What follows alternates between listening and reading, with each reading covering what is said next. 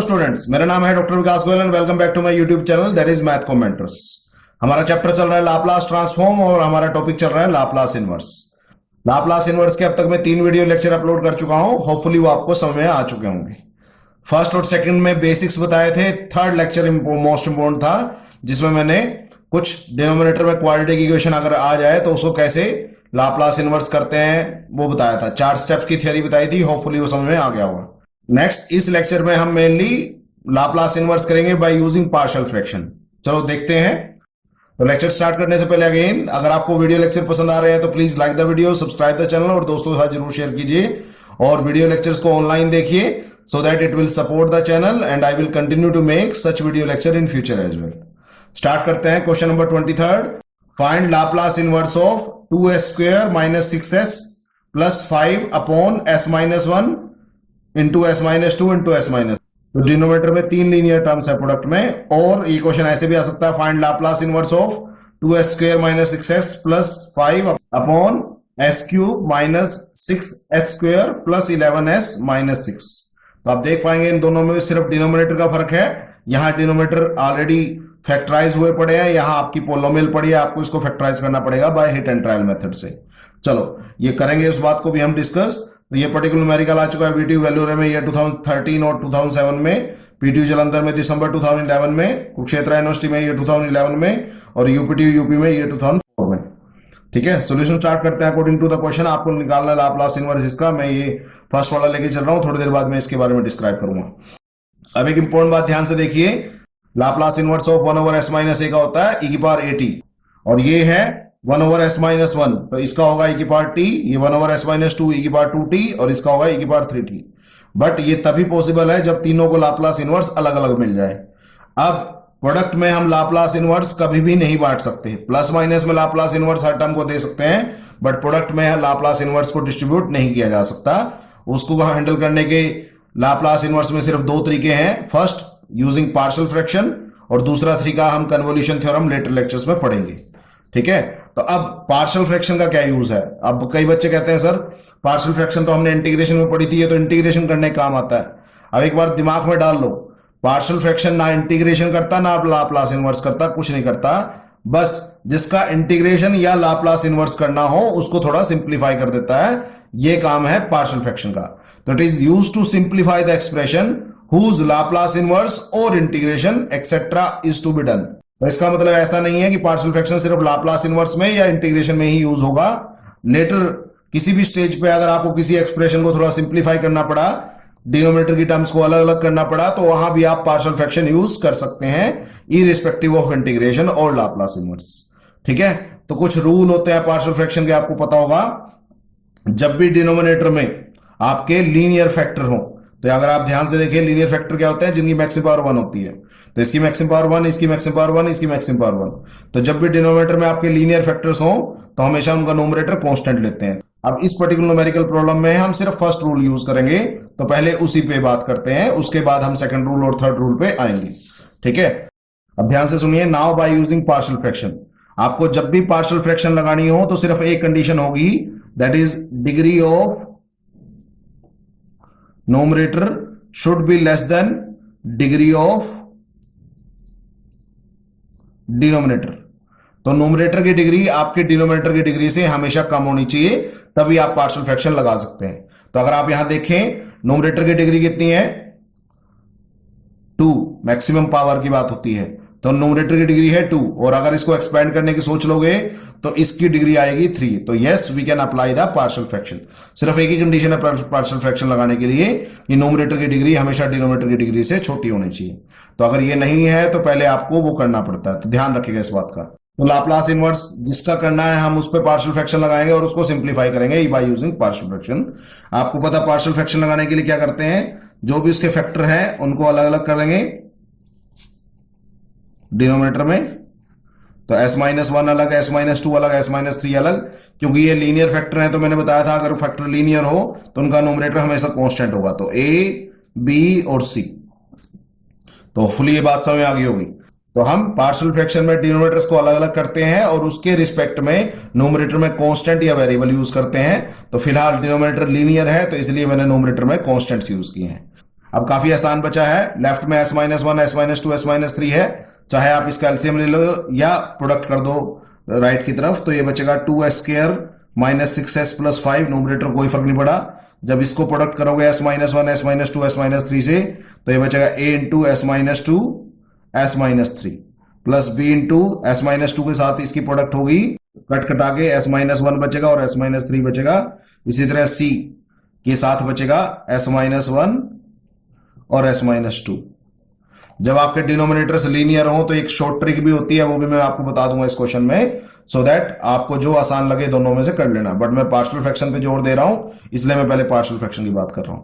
सबसे पहले आपने क्या किया, पहले आपने लीनियर फैक्टर्स को अलग अलग करके उनके नोमिनेटर में एक कांस्टेंट दे दिया, उसके बाद उसका एलसीएम ले लिया, तो ये मेरे पास एक्सप्रेशन आ गया।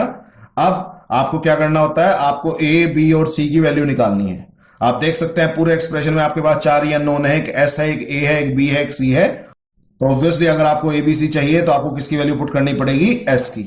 तो एस की वैल्यू के लिए आप टोटली फ्री होते हैं, आप जो मर्जी पुट करें, 1 पुट करें, 10 पुट करें, 1 लाख पुट करें, 1/10 पुट करें, -3/10 पुट करें, जो मर्जी पुट करें, it's totally your choice. But अच्छी बात है वो वैल्यू पुट करो जिससे आपका एबीसी जल्दी निकल जाएगा।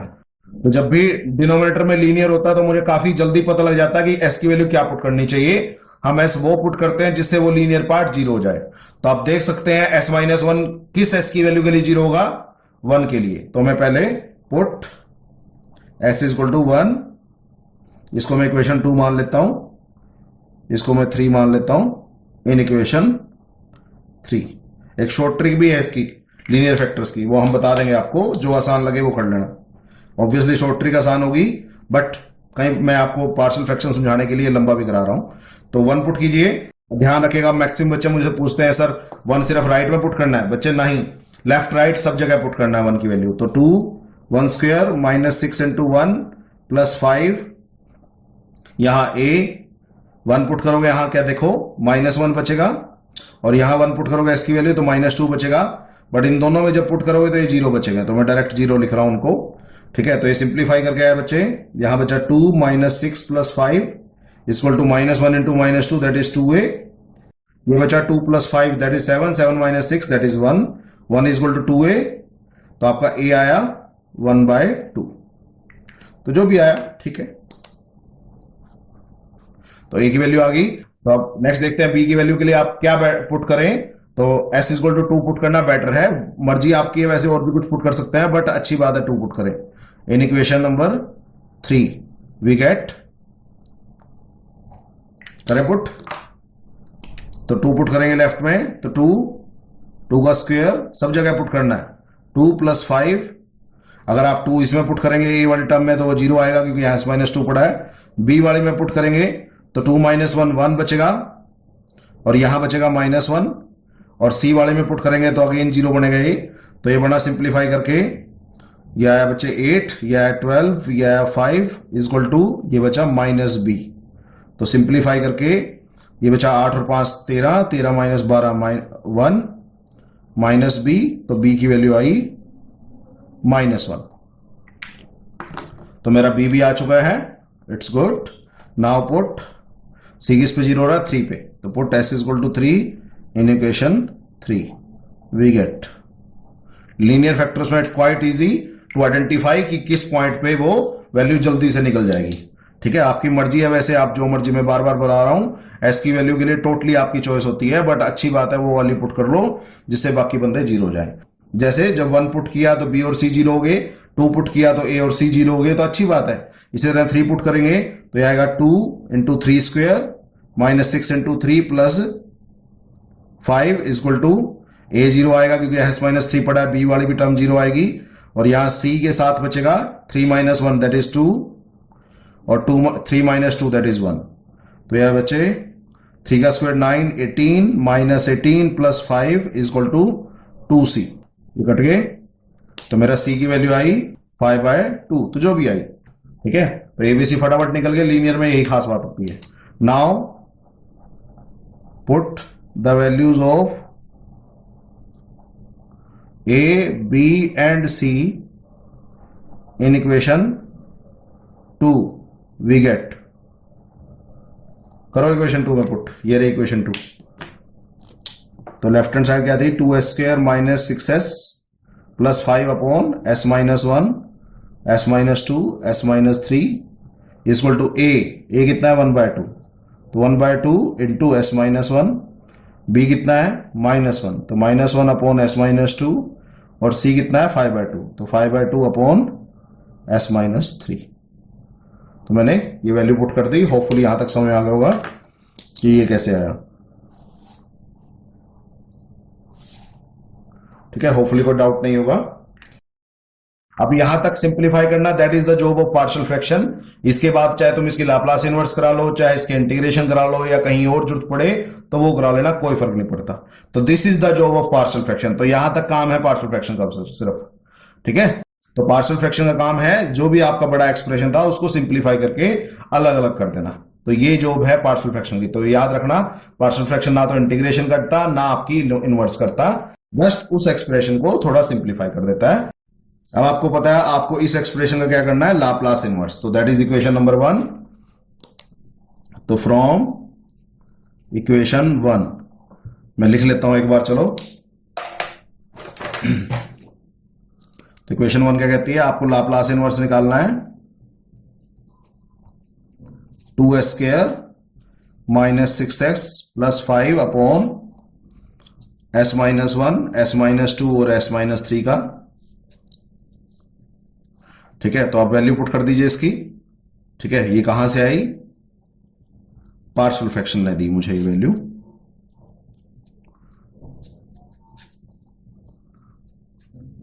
अब आपको पता है ये टर्म सारी प्लस माइनस में है, तो प्लस माइनस में लाप्लास इनवर्स बढ़ जाता है। तो कांस्टेंट बाहर रख लो अंदर रख लो, कोई फर्क नहीं पड़ता।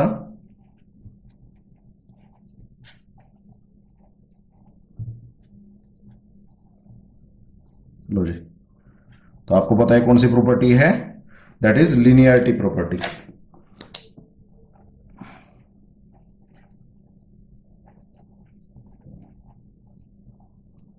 प्लस माइनस में बढ़ जाता है।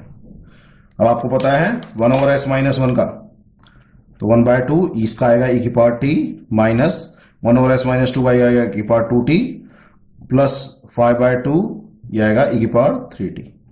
आप चाहें तो इसका एलसीएम ले सकते हैं, तो 1/2 सब में कॉमन आ गया, तो e की पावर t माइनस 2 e की पावर 2t प्लस 5 e की power 3t, that's your answer.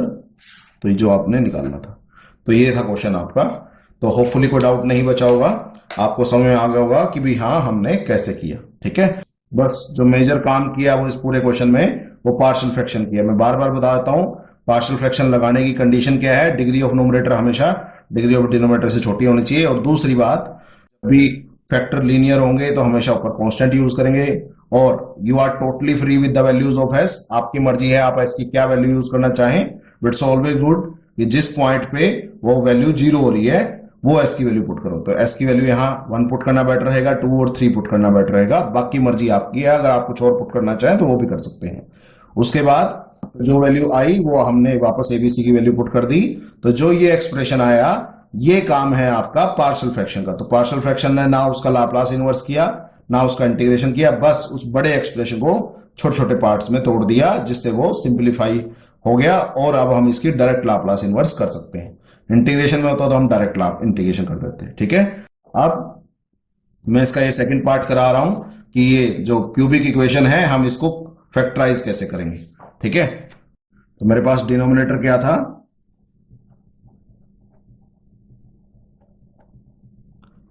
That is S cube minus 6s² plus 11s minus 6। तो ये डिनोमिनेटर है मेरे पास।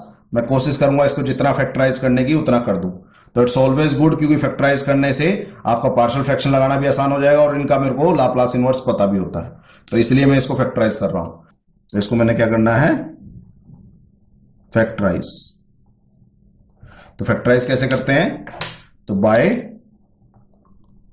Hit and trial method. Maximum बच्चों के डाउट आते हैं इस टॉपिक पे, तो मैं आज समझा रहा हूं, आप समझ लीजिए। तो हिट एंड ट्रायल मेथड में आप क्या करते हैं, 1 बाय 1 जो भी आपका इनपुट एक्सप्रेशन है उसमें एस की वैल्यू पुट करके देखेंगे और देखेंगे कि वो किसी पॉइंट पे 0 बन रहा है क्या। तो अगर मेरी किसी भी एस की वैल्यू के लिए ये एक्सप्रेशन 0 बनेगा, इसका मतलब वो एस इसका वन ऑफ द फैक्टर है। तो मैं चेक करते हैं। ठीक है, लेट एस की वैल्यू वन। जनरली वन से स्टार्ट करते हैं, one minus one, two minus two, three minus three, इस तरह से चलते हैं। तो पहले वन के लिए चेक करूंगा मैं इसको। तो वन पुट कीजिए, one cube minus six one square plus 11 into one minus six.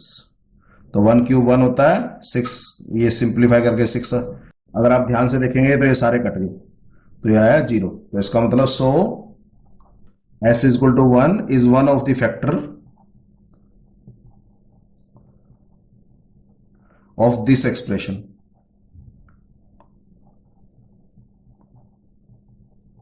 तो इस एक्सप्रेशन का एक वन ऑफ द फैक्टर है। तो हो सकता है ये s इक्वल टू वन पे सेटिस्फाई नहीं करता, जीरो नहीं आता, फिर माइनस वन ट्राई करते हैं, नहीं करता तो टू, फिर माइनस टू, फिर थ्री, फिर minus three and so keep on changing. तो जब भी मुझे एक भी फैक्टर मिल जाएगा, तो जितने भी फैक्टर इसके पास है, अगर आप ध्यान से देखें तो इसकी पावर तीन है, तो इसके टोटल तीन फैक्टर हैं। तो अगर इसके तीन फैक्टरों में से एक फैक्टर मुझे मिल गया तो इट्स ऑलवेज गुड, जब भी आपको कोई फैक्टर मिल जाए तो इसको डिवाइड कर लें। डिवीजन के दो तरीके हैं, आपको पता होगा। लो, तो मैं डिवाइड किससे करूंगा? तो इसको डिवाइड करूंगा क्योंकि इसके पास तीन थे, एक पता लग गया। तो डिवाइड कैसे करते हैं? सब कुछ एक तरफ कर लो, तो s माइनस वन। तो डिवाइड करो, आपको पता है कैसे डिवाइड करते हैं। फर्स्ट को फर्स्ट से, तो एस स्क्वायर पे गया, तो S cube minus S square, तो ये माइनस प्लस, होपफुली आता होगा ये सब बच्चों को, नहीं तो एक सिंथेटिक डिवीजन भी है, वो आसान होती है कंपैरेटिवली। फिर फर्स्ट को फर्स्ट से डिवाइड करोगे तो माइनस फाइव एस बचेगा, ऐसे मल्टीप्लाई करके लिखो ये minus five S square plus five S, तो ये प्लस माइनस क्योंकि सब्ट्रैक्ट करते हैं तो ये कट गया दोबारा, तो ये बचा सिक्स एस माइनस सिक्स, अब ये जाएगा प्लस सिक्स पे, तो ये आएगा six x minus six minus plus same आया, तो ये जीरो आ गया। तो जैसे ही आपका रिमाइंडर जीरो आए, जीरो, तो इसका मतलब जो फैक्टर था, फैक्टर वॉज राइट। ठीक है, तो रिमाइंडर अगर जीरो आया तो इसका मतलब जो फैक्टर सोचा था वो ठीक सोचा था। तो अब इसका मतलब एक फैक्टर तो ये मिल गया और बाकी जो बचे फैक्टर है वो ये देगा। तो अब क्या करते हैं हम इसको, ठीक है, तो हम जो डिविडेंड है उसको क्या लिखते हैं, S cube minus six x square plus 11s minus six. हम करते हैं डिविजर और कोशेंट की मल्टीप्लीकेशन। तो एक फैक्टर ये रहा और बाकी दो फैक्टर ये रहे। तो आप आराम से इसके फैक्टर कर सकते हैं क्योंकि क्वाड्रेटिक इक्वेशन है। तो 6 आपको प्रोडक्ट चाहिए और 5 सम चाहिए, तो आपको पता है 2 और 3, तो minus 2s minus 3s plus 6, वो आपको आता है फैक्टराइजेशन करना, उसमें मैं टाइम नहीं लगाऊंगा। तो s कॉमन आ गया s minus two, minus 3 common आ गया s माइनस टू, तो दैट्स गुड। जितने जब तक फैक्टराइज कर सकें, कॉमन आ गया s माइनस। तो ये आ गया आपका फैक्टराइजेशन होने के बाद। तो उसके बाद आप जैसे सिंपल क्वेश्चन कैरी फॉरवर्ड किया, आप उसके बाद कर सकते हैं। अब कई बच्चे कहते हैं सर यहाँ एस की पावर 4 है तो क्या करें? तो एस की पावर 4 के लिए आपको 2 बार हिट एंड ट्रायल लगाना पड़ेगा। क्यों? क्योंकि आपको फैक्टराइजेशन डायरेक्ट आप सिर्फ क्वाड्रेटिक इक्वेशन की कर सकते हैं, तो जितने भी एक्स्ट्रा रूट है उसके उतनी बार आपको same hit and trial method लगाना पड़ेगा। ठीक है, होपफुली समझ आ गया होगा। अब मैं आपको लीनियर फैक्टर्स में, अगर डिनोमिनेटर में लीनियर फैक्टर हो तो डायरेक्ट मेथड लगा के दिखा रहा हूं। ऑब्वियसली ये आसान है, आपको पार्शियल फ्रैक्शन लगाने की जरूरत नहीं है। तो कैसे करेंगे? तो मेरा क्वेश्चन था ये 2s square minus 6s plus 5 upon s minus 1 s minus 2 s minus 3। तो डायरेक्ट मेथड क्या कहता है बता देता हूं, आप हर टर्म को अलग अलग कर लो।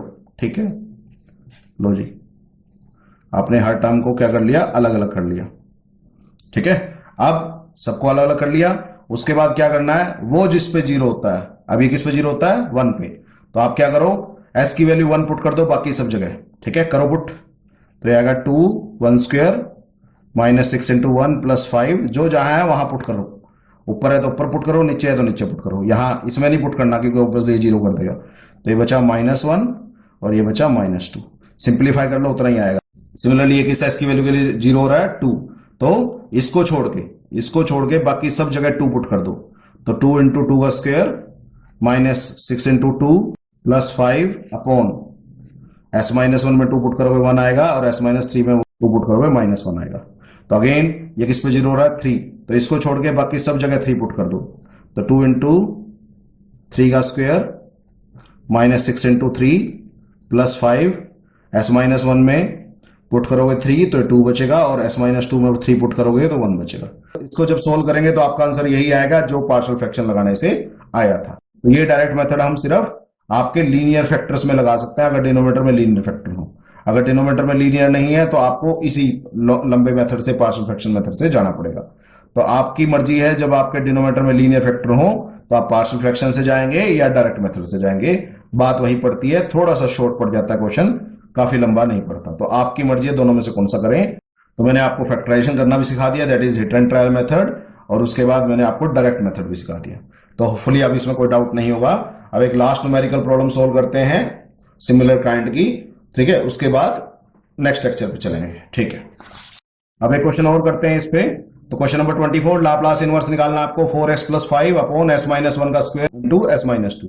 तो ये पर्टिकुलर क्वेश्चन आ चुका है वीटीयू वैल्यूरम में, ये 2015 और 2010 में, जेजे हिसार में ये 2016 में, और कुरुक्षेत्र यूनिवर्सिटी में ये 2013 और 2005 में। सॉल्यूशन स्टार्ट करते हैं according to the given question. Laplace inverse आपको पता किसका निकालना है। अब आप ऑब्वियसली आपको इसको क्या करना है, जो इन अंदर वाला एक्सप्रेशन है इसको आपने क्या करना है, सिंप्लीफाई। तो जैसे ही आप इसको सिंप्लीफाई कर लेंगे ऑब्वियसली आप इसका आराम से लाप्लास इनवर्स निकाल पाएंगे, क्योंकि आपको 1/s - 1 के स्क्वायर का अलग से आता है लाप्लास इनवर्स, और इस 1/s - 2 का अलग से आता है, मैं करा चुका हूं। तो अब ऑब्वियसली सिंप्लीफिकेशन करने का मेरे पास एक पार्शियल फ्रैक्शन तरीका है और एक डायरेक्ट मेथड है। अब ध्यान से देखिएगा, ठीक है। तो पार्शियल फ्रैक्शन लगा सकते हैं, ऑब्वियसली हमने लगा के दिखाया था क्वेश्चन में, और डायरेक्ट मेथड लगा सकते हैं। बट इस केस में डायरेक्ट मेथड नहीं लगेगा क्योंकि यहां होल स्क्वायर है। तो जब भी सारे लीनियर फैक्टर अलग अलग हों, सारे लीनियर फैक्टर अलग अलग हों, तो आप डायरेक्ट मेथड लगा सकते हैं। बट अगर आपके लीनियर फैक्टर रिपीट हो गए, मतलब जैसे यहां s - 1 2 बार है, तब आपका डायरेक्ट मेथड नहीं लगेगा, तब आपको सिर्फ पार्शियल फ्रैक्शन ही लगाना पड़ेगा। और पार्शियल फ्रैक्शन की कंडीशन क्या है, degree of numerator should be less than degree of denominator. ठीक है, चेक करें न्यूमरेटर की डिग्री कितनी है। न्यूमरेटर की डिग्री है 1 और डिनोमिनेटर की डिग्री है ऑब्वियसली 3 टर्म्स प्रोडक्ट में है तो 3, तो ऑब्वियसली ये ठीक है। तो न्यूमरेटर की डिग्री ठीक है, डिनोमिनेटर की डिग्री से कम होनी चाहिए। तो लकीली ये ऑलरेडी ठीक है, तो मुझे कोई टेंशन नहीं है, मैं पार्शियल फ्रैक्शन लगा सकता हूं। नाउ बाय यूजिंग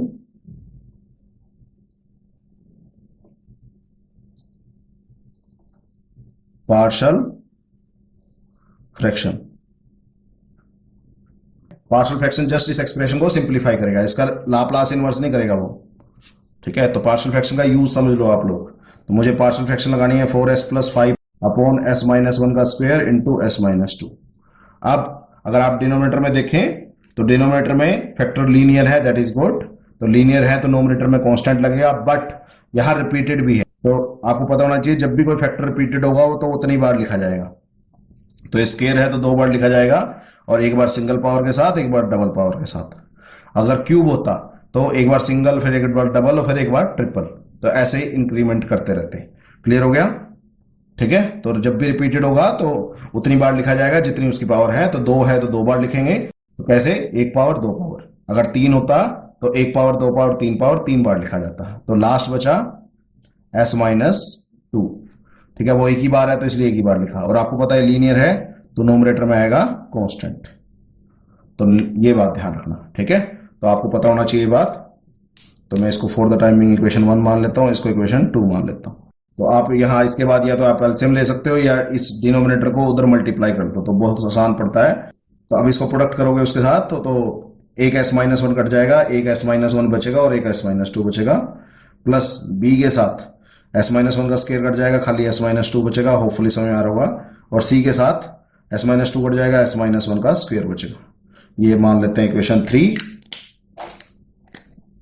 क्योंकि इसी में वैल्यूज पुट होंगी। अगेन मैंने बताया था you are totally free with the values of s कि आपने क्या यूज करनी है, बट इट्स ऑलवेज गुड कि लीनियर फैक्टर में पूछ लो वो किस पे 0 हो रहे हैं, वो वैल्यू पुट के पहले कर लो, वो आसान पड़ती है। तो ये कहता है s = 1, ये भी कहता है s = 1 और ये कहता है s = 2। तो मुझे सिर्फ अल्टीमेटली 2 वैल्यू मिली है, एक 1 और एक 2। चलो पहले वो तो पुट करो। तो पुट s = 1 इन इक्वेशन 3। तो वो आपकी मर्जी है अगेन वैल्यू पुट करना। वो मैं ये 0 वाली पुट कर रहा हूँ, वो आपकी मर्जी है। अगर आपने कोई और पुट करनी है तो कर सकते हो। तो पुट करो 4 इंटू 1 प्लस 5, यहाँ पुट करोगे तो ये 0 बनेगा क्योंकि s-1 है, प्लस b इंटू -1 बचेगा और c के साथ भी 0 बचेगा, तो ये 0 हो गया। तो चलो मैं ऐसे लिख देता हूँ, ठीक है। तो यहाँ बचा, लेफ्ट में बचा 9, राइट में बचा -b, तो b की वैल्यू आई बच्चे -9। तो मेरी b की वैल्यू निकल गई और s की वैल्यूज मेरे पास क्या परमिसिबल है, 2। तो put s is equal to 2 in equation 3। तो करो तो s की वैल्यू 2, तो 4 इंटू 2 प्लस 5, यहां 2 पुट करोगे तो a के साथ प्रोडक्ट में 0 आएगा, b के साथ भी प्रोडक्ट में 0 आएगा, और यहां 2 पुट करोगे तो c के साथ यह आएगा 2 - 1 1 1 का स्क्वायर। तो सिंप्लीफाई करो इसको, यह आया 8 प्लस 5 13, ये सारे 0 आए, c बचा, तो मेरी c की वैल्यू आ गई 13। तो दैट्स गुड। तो आपके a b c में से 2 तो निकल चुका है, b और c। अब मेरे पास और कोई वैल्यू ऐसी नहीं है जिसपे फर्दर 0 बने, तो मेरे पास अपनी तरफ से मेरे को अब नई वैल्यू पुट करनी पड़ेगी। इट्स ऑलवेज गुड कि आप 0 पुट करें। Put s equal to 0 in equation 3। मर्जी आपकी है, बट मैं 0 इसलिए पुट करता हूं कि भी आपको ज्यादा काम नहीं करना पड़ता, क्योंकि 0 पुट करने से मैक्सिमम टर्म 0 हो जाती है। तो ये बचा 0 प्लस 5 इक्वल टू, यहाँ a के साथ क्या बचा बच्चे, यहाँ 0 पुट करोगे s की जगह -1 -2, b के साथ क्या बचा -2, और c के साथ क्या बचा -1 का स्क्वायर। तो ये बचा 2a -2b plus c equal to 5। अब ऑब्वियसली आप ये दिखते हैं, अगर आप अपनी मर्जी से वैल्यू पुट करते हो, एबीसी में आपके एक्सप्रेशन आते रहते हैं और ऑब्वियसली उनको सिंप्लीफाई करना थोड़ा मुश्किल होता है। अब आपको b की वैल्यू पता है -9, c की वैल्यू आपको पता है 13। करो simplify, 5 equal to 2a plus 18 plus 13, तो ये आएगा, यह आया बच्चे 31 इसमें से सब्ट्रैक्ट करोगे तो -26 आएगा 2a, तो a की वैल्यू आ गई बच्चे -13। तो ठीक है, जितनी भी आए वो आपको आनी चाहिए, मैंने सिंप्लीफाई किया है। अब a b c तीनों निकल चुके हैं। Now put the values of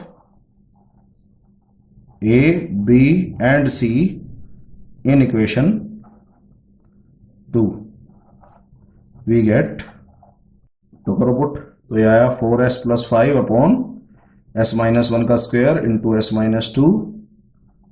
यह बच्चे a की वैल्यू पुट करो -13 अपॉन s-1, b की वैल्यू पुट करो -9 अपॉन s-1 का स्क्वायर, और c की वैल्यू पुट करो 13 अपॉन s-2। तो ये आपकी वैल्यू आ चुकी है जिसका आपने लाप्लास इनवर्स करना था। अब अगेन बार बार बता रहा हूं, पार्शियल फ्रैक्शन ने जस्ट इसको सिंप्लीफाई किया, तो ये काम सिंप्लीफिकेशन करना है। तो सिंप्लीफिकेशन करना he is the job of partial fraction. अब इसके बाद इस एक्सप्रेशन का तुम लाप्लास इनवर्स निकालो, तुम इंटीग्रेशन निकालो, कुछ और निकालो, वो आपकी मर्जी है, ठीक है। तो इसका मतलब पार्शियल फ्रैक्शन को आप कहीं भी सिंप्लीफिकेशन के लिए यूज कर सकते हो। नाउ फ्रॉम इक्वेशन 1, तो ये थी इक्वेशन 1। तो लाप्लास इनवर्स किसका निकालना है अपने, 4s प्लस 5 अपॉन s-1 का स्क्वायर s-2।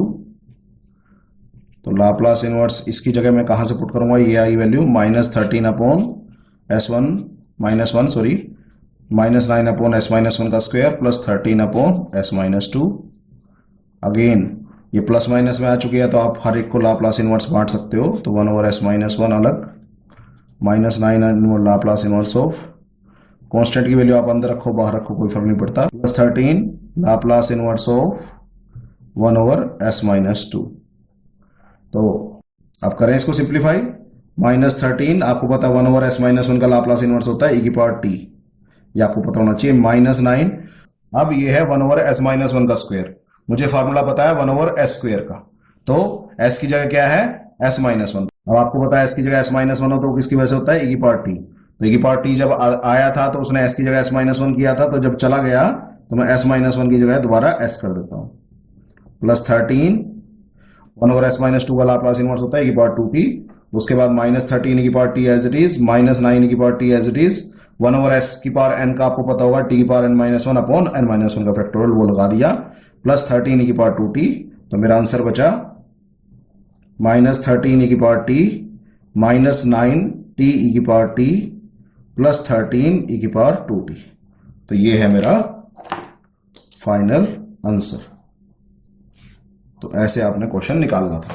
थोड़ा सा मुश्किल था यहाँ पे, बट आपको बहुत ज्यादा मुश्किल नहीं आई होगी। अब क्वेश्चन एक बार फटाफट इस लेक्चर को रिपीट कर लेते हैं।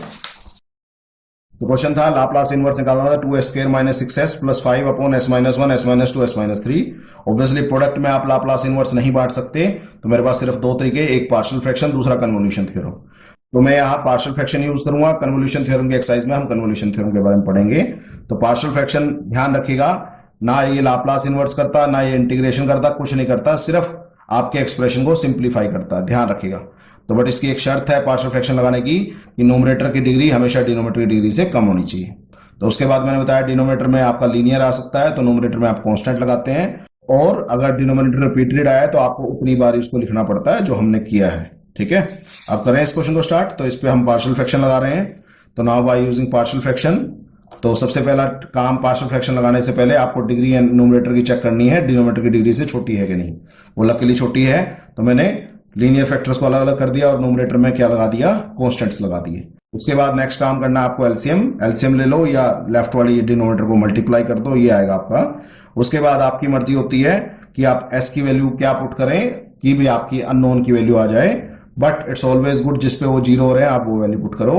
तो 1, 2 और 3, तो 1 और 2 और 3 पुट किया तो एबीसी की वैल्यू आ गई, और एबीसी की वैल्यू मैंने पुट कर दी इक्वेशन 2 में। तो मेरा अब ये कॉम्प्लेक्स एक्सप्रेशन जो है वो सिंप्लीफाइड हो गया। तो this is the job of partial fraction, nothing else. इसके बाद इस एक्सप्रेशन का तुम क्या करते हो, लाप्लास इनवर्स करते हो, इंटीग्रेशन करते हो, उसका पार्शियल फ्रैक्शन से कोई लेना देना नहीं है। तो फ्यूचर में भी अगर किसी कॉम्प्लेक्स एक्सप्रेशन को आपको सिंप्लीफाई करना पड़ा तो तब भी आप पार्शियल फ्रैक्शन यूज कर सकते हो, ध्यान रखना है बात। ठीक है, इक्वेशन 1 में पुट किया तो मैंने कॉम्प्लेक्स एक्सप्रेशन की जगह सिंप्लीफाइड एक्सप्रेशन पुट किया, और लाप्लास इनवर्स सबको पार्ट दी क्योंकि अब प्लस माइनस में है बाय लिनियरिटी प्रॉपर्टी, और उसका इंडिविजुअली लाप्लास इनवर्स करके आपका आंसर लिख दिया। कई बार क्वेश्चनों में नीचे एक पोलिनोमियल आ जाता है, तो कई बार पोलिनोमियल्स को आपको सिंप्लीफाई करके फैक्टर्स बनाने पड़ते हैं। तो अगर किसी पोलिनोमियल का आपको फैक्टराइज करने हो तो मेरे पास एक स्ट्रेट फॉरवर्ड तरीका है, by hit and trial method. अगर वो क्वाड्रेटिक इक्वेशन है तो आप डायरेक्ट उसको फैक्टर बना लोगे, बट अगर क्वाड्रेटिक से जब बड़ी है तो आपको हिट एंड ट्रायल मेथड लगाना पड़ेगा। तो हिट एंड ट्रायल मेथड में मैंने क्या बताया, आप एस की जगह 1 पुट करके देखते हो, -1 2 -2 कि किस पे मेरा एक्सप्रेशन 0 हो रहा है। जिस पे वो 0 होगा इसका मतलब मेरा वो point is one of the factor. तो क्या मैंने 1 चेक किया, 1 पे वो 0 आया तो इसका मतलब s equal to 1 is one of the factor of this expression. तो फैक्टर आने से क्या होगा, जो मेरा बड़ा एक्सप्रेशन था उसमें से उसको हटा लेंगे। हटाने का मतलब डिवाइड करना। तो डिवाइड करने के लिए सब कुछ एक तरफ करते हैं, तो s-1 से डिवाइड करेंगे। इस बड़े एक्सप्रेशन को डिवाइड करके मेरा बचा s² - 5s + 6, ये क्वोशंट बचा, और रिमाइंडर बचा 0। अगर रिमाइंडर 0 बचा तो यहां से फर्दर चेक हो जाता है कि जो मैंने फैक्टर सोचा था वो ठीक है, तो डबल क्रॉस चेक हो जाता है यहां से। उसके बाद तो मैंने डिविडेंड को क्या लिखा, डिविजर इनटू क्वोशंट। अब आपका क्वोशंट जो है वो क्वाड्रेटिक अब आपका जो क्वोशंट है वो आपके क्वाड्रेटिक एक्सप्रेशन, आपको पता क्वाड्रेटिक एक्सप्रेशन के फैक्टर कैसे बनाते हैं वो मैं बता चुका हूं। तो होपफुली अब आपको समझ में आ गया होगा। अब अगर s की पावर 4 होता तो हम 2 बार हिट एंड ट्रायल लगाते क्योंकि क्वाड्रेटिक का मुझे आता है, तो क्वाड्रेटिक तक आने के लिए मुझे तो थोड़ा जोड़ लगाना है, उसके बाद कोई दिक्कत नहीं है। अब इसी सेम क्वेश्चन में आपने पार्शियल फ्रैक्शन से मेरा एक्सप्रेशन सिंप्लीफाइड किया, उसका एक शॉर्टकट तरीका भी है, बट वो शॉर्टकट तरीका सिर्फ कब लगता है, जब सारे फैक्टर लीनियर हो और सिर्फ एक बार आए, नॉन रिपीटेड हो। तो आप क्या करें, हर डिनोमिनेटर को अलग अलग कर लिया, s-1 को अलग कर लिया, s-2 को अलग कर लिया, s-3 को अलग कर लिया, फिर उसके बाद वो वैल्यू, ये 1 पे 0 हो रहा है, इसको छोड़ के बाकी सब जगह 1 पुट कर दो। जो ऊपर है ऊपर लिखा जाएगा, जो नीचे है नीचे लिखा जाएगा। इसी तरह s-2 2 पे 0 हो रहा है तो 2 पुट कर दो सब जगह, जो ऊपर है ऊपर लिखा जाएगा, जो नीचे है नीचे लिखा जाएगा। सिमिलरली इसमें इसको सिंप्लीफाई करोगे वही आएगा जो आपको पार्शियल फ्रैक्शन लगाने से आया था। तो वन एंड सेम तरीका है, बट ये सिर्फ तभी लगता है डायरेक्ट मेथड जब फैक्टर लीनियर हो और सिंगल टाइम आए। लास्ट एक क्वेश्चन नंबर 24 स्टार्ट किया था, तो इसमें लाप्लास इनवर्स, अगेन मुझे दोनों के इंडिविजुअल लाप्लास इनवर्स पता है बट इकट्ठे नहीं पता। तो अगेन इस एक्सप्रेशन को सिंप्लीफाई करना है, या तो पार्शियल फ्रैक्शन से सोच सकते तुम, या सोच सकते कई बच्चे सर डायरेक्ट मेथड लगा लें इसमें, बट डायरेक्ट मेथड इसमें नहीं लगेगा क्योंकि जो फैक्टर है वो लीनियर तो है बट रिपीटेड भी है, तो उसमें नहीं लगेगा। तो सिर्फ पार्शियल फ्रैक्शन लगेगा। पार्शियल फ्रैक्शन इस एक्सप्रेशन को सिंप्लीफाई करेगा, लाप्लास इनवर्स नहीं करेगा। ठीक है, तो इसको सिंप्लीफाई करने के लिए बट पार्शियल फ्रैक्शन की बेसिक कंडीशन होती है नोमरेटर की डिग्री डिनोमिनेटर की डिग्री से कम होनी चाहिए, वो ऑलरेडी है इसमें। तो अब पार्शियल फ्रैक्शन लगाया तो 4s + 5 अपॉन s - 1 का स्क्वायर इंटू s - 2। ये बात आपको ध्यान रखनी है, अगर कोई भी फैक्टर रिपीटेड हो तो 2 पावर है तो 2 बार लिखा जाएगा, 3 पावर होगी तो 3 बार लिखा जाएगा। कैसे? तो 2 पावर है तो 2 बार लिखा जाएगा, 1 पावर 2 पावर, 3 पावर है तो 1 पावर 2 पावर 3 पावर, ऐसे लिखा जाएगा।